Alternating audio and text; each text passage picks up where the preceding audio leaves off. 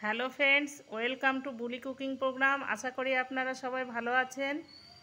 এই যে আজকে আবার আমি চলে এসেছি একটা রেসিপি নিয়ে। রেসিপিটা হচ্ছে ইঁচড় চিংড়ি। ইঁচড়টা আমি প্রথমে বেছে কুটে নেব। এই যে তার জন্য ইঁচড় নিয়ে নিয়েছি। আমি প্রথমে ইঁচড়টা কেটে নিচ্ছি। এই দেখুন, ইঁচড়টা আমার কাটা হয়ে গিয়েছে। ইঁচড়টা কেটে নিয়েছি। এই যে আলুটাও আমার কাটা হয়ে গিয়েছে।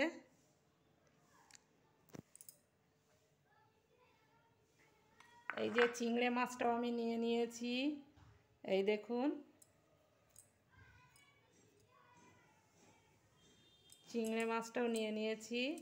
এখন আমি মশলাটা তৈরি করব। কি কি নেব তার জন্য মশলাগুলো আগে প্রথমে কেটে বেছে নেব। এই দেখুন, মশলাটাও আমি নিয়ে নিয়েছি।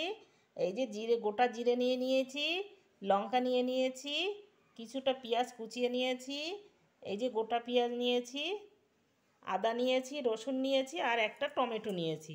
এইগুলো আমি এখন সব মিক্সিতে বেটে নিয়ে আসবো।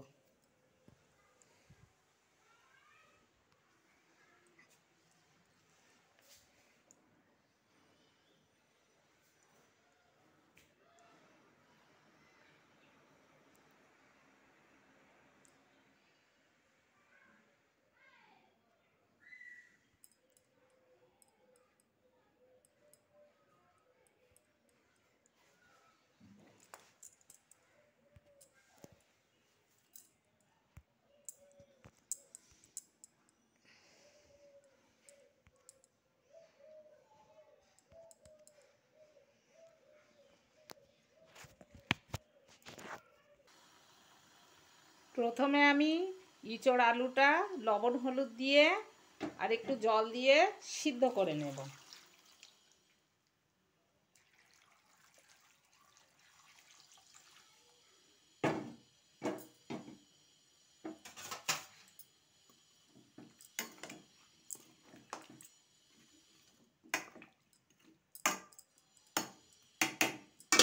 আমি একটু এটা সিদ্ধ করে নিচ্ছি। এই দেখুন, ইঁচড়টা আমার সিদ্ধ হয়ে গিয়েছে। আমি শুধু লবণ আর হলুদ দিয়ে ইঁচড়টা সিদ্ধ করে নিয়েছি। এখন আমি কড়াইটা বসিয়ে দিয়েছি। কড়াইটা আমার হয়েও গিয়েছে। এখন আমি এই যে প্রথমে তেলটা দিয়ে দিচ্ছি। তেলটা দিয়ে আমি চিংড়ি মাছটা আগে ভেজে নেব।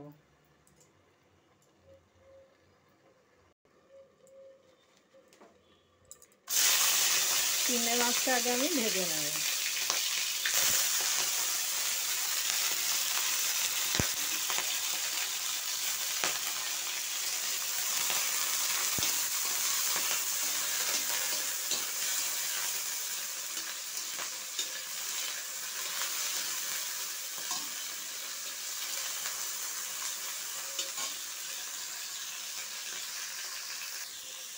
চিংড়ি মাছটায় আমি লবণ হলুদ দিয়ে প্রথমে ভেজে নিচ্ছি।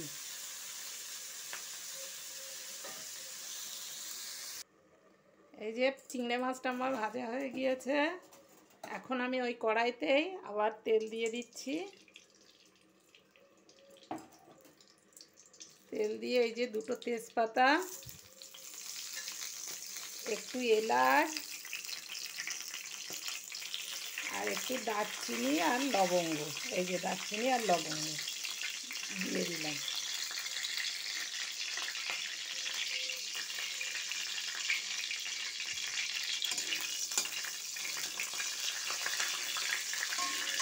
এখন আমি একটু পেঁয়াজ কুচি দিয়ে দিচ্ছি।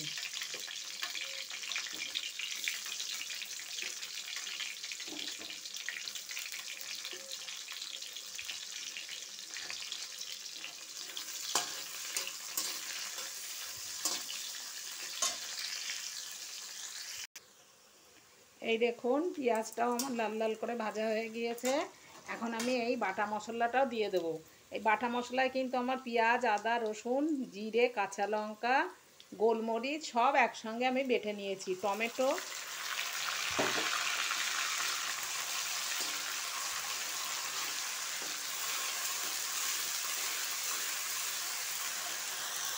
মশলাটা এখন আমি ভালো করে কষিয়ে নেব।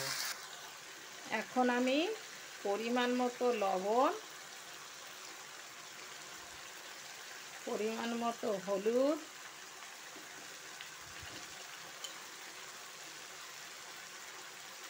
একটু জিরের গুঁড়ো,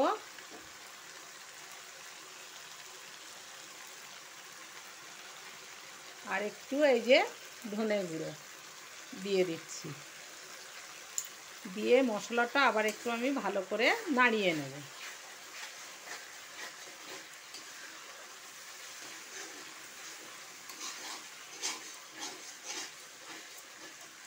এই দেখুন মশলাটাও আমার হয়ে গিয়েছে, মশলা এখন তেল ছাড়ছে।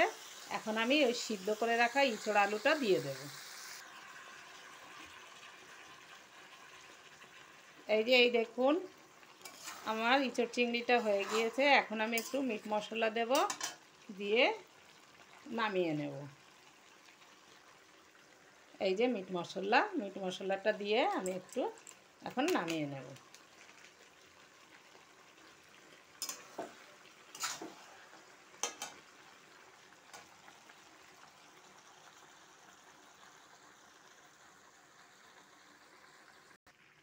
এই দেখুন আমার ইঁচড় চিংড়িটা হয়ে গিয়েছে।